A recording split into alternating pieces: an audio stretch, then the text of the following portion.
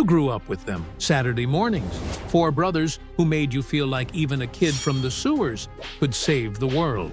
But hidden inside a 5-issue comic series, there is a version of that story they never showed you. 3 brothers dead. 1 broken turtle carrying the weapons of everyone he lost, heading toward a fight he doesn't expect to survive. What you're about to hear is the darkest story ever told in the world of the Ninja Turtles. This is the last Ronin, and by the end of this video, you're going to ask yourself a question the 80s never prepared you to answer. What does a hero become when there's no one left to save? New York City, but not the one you know. This isn't the Big Apple anymore. It's a cage, and the man who built it is Oroku Hiroto, grandson of the Shredder, son of Karai, a technological tyrant who surveils every block, every street, every shadow from his penthouse throne. A single figure swims through the poisoned East River. Cold, toxic, smells wrong, tastes worse. His internal monologue says it all. Definitely not fit for human survival. That's okay. I'm not human. He pulls himself out of the sludge. On his back, 4 weapons, a katana, sais, nunchucks, a bow staff. Each one belonged to a brother he'll never see again. He destroys surveillance cameras with a single shuriken crisp, silent, precise. Scales the border wall. The city doesn't even know he's there yet. Then the voices start. Hey, there's something to be said for hiding in plain sight. He's talking to his brothers, except his brothers are dead. These are echoes of Leo, Donnie, and Raph.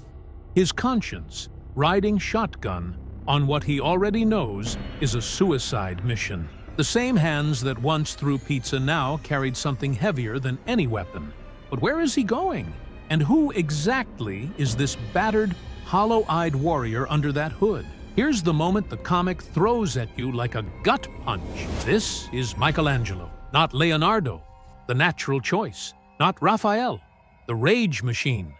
Not Donatello, the strategic mind, the one who is always smiling. He's not smiling now, because the one who made everyone laugh never let anyone see what it cost him. Years of grief have reshaped him. His body is harder, denser, like trauma itself, calcified into muscle and scar tissue. He carries all 4 weapons because he's carrying all 4 brothers. He speaks in their voices because it's the only way he knows how to keep moving. And the question the comic slowly forces you to ask is devastating. What happened to the others? How did the funniest turtle end up as the last one standing? We'll get there. But first, he has a tower to infiltrate. Mikey's target is Oroku Hiroto's tower. It rises from the center of the controlled city like a monument to fear. The plan is simple and absolutely insane. Ride a stolen motorcycle straight through the base, use thermite grenades to blow a path, and climb level by level to reach the man at the top. Level 1, RoboCop Sinjas. Lightly armored, he dismantles them with Leo's katana and Raph's sais, the brothers' voices offering real-time tactical commentary in his head. Level 2, the Inner Garrison. Military vehicles, elite foot soldiers. Mikey hijacks one of their own transports, rides it like a battering ram into the next checkpoint. Then Hiroto himself gets on the comm. I know you're watching, Oroku Hiroto, and I know you're scared. I'm coming for you, coward. The entire city watches the broadcast live. Level 3. Hiroto activates the Stockman tech, flying mousers with laser cannons. Mikey uses an EMP for the small ones and sheer brute force for the big one. These machines are fast, strong, but for all their fancy programming, they lack sheer will, level after level, fight after fight. A one-turtle army carving a path through an empire, until the momentum carries him straight through a glass wall and into open air. They fall. Not like this. Not after I came so close. He crashes into the street below, broken, bleeding, surrounded by foot soldiers closing in. And the voices go quiet for the first time. He forces himself up, drags himself into a manhole, disappears into the dark. That's when she finds him. A young woman with purple goggles, black hair, and her father's hockey mask hanging from her belt. She follows the blood trail down into the sewer. Holy crap, it's It's a mutant turtle. Her name is Casey Marie Jones, daughter of Casey Jones and April O'Neil. She drags him to the only safe place left in the city. He wakes up to 3 familiar faces leaning over him, his brothers, telling him to wake up. Except when the light clears, it's April. Old, scarred, fierce. And Mikey realizes he's home. This is the old sewer lair. Duh, welcome home. But how is April alive? What happened to everyone else? And why does Casey Marie feel like she's more than human? To understand the last Ronin, you have to understand what was lost. Raphael always said there was only one way this was going to end. When Karai's forces ambushed the family, breaking a truce that should have protected them, Raph didn't wait for a plan. He tracked the blood trail straight to the Foot Clan's compound and went in alone, outnumbered, covered in arrows, still screaming, "You ambushed my family! Killed my father! Only one way this ends!" Karai herself came to finish it. They met in direct combat, and neither of them walked away. He didn't retreat. He didn't surrender. But if Raph fought Karai, who killed Splinter? Donnie tried a different path. Peace. He and Splinter traveled to a meeting brokered by Hiroto's representatives. A cemetery, red Torai gates, snow on the ground, no weapons, a chance to end the war for good. But there was one problem. It was, of course, a trap. Splinter told his enemies one thing before the blades came out. "You will call me Master Splinter."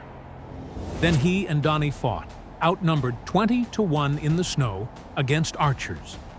Donnie threw himself in front of his father to stop the arrows. Both of them fell there, in the snow. That leaves one brother, and his death might be the most quietly devastating of all. By the time Stockman's forces tracked the team down, Leo and Casey made the call that defined both of them. "Mike, we'll stall these things as long as we can. You get everyone clear." Casey looked at Leo. Leo looked at Casey, and they both grinned. "Your turn to buy the pizza when we're through." "Yep, but I picked the toppings. Ham, pineapple, and jalapeno." It was the last thing either of them said. Fugitoid set off a self-destruct to wipe out Stockman's Mouser army. The explosion took everything. And Michelangelo ran, like they told him to, and survived, like they intended. The brothers who fell in battle had one final act of grace. They didn't have to keep going. Michelangelo did. Michelangelo drinks his tea. He reads Splinter's journal. He hears his brothers arguing in his head. Casey Marie is in. April lets her go because she knows the truth. Mikey needs backup. She was built for this war, whether she chose it or not. They trained their entire lives to end it. It's their family's destiny. And Mikey needs to finish it his way. Mikey goes back in, floor by floor. A turtle who has nothing left to lose, moving toward the one man responsible for all of it. Hiroto in full armor is a different animal. He controls the whole city from this room. He's watched every second of Mikey's approach on his screens. He thinks technology and power make him untouchable. What he doesn't understand is that Michelangelo isn't fighting just for revenge.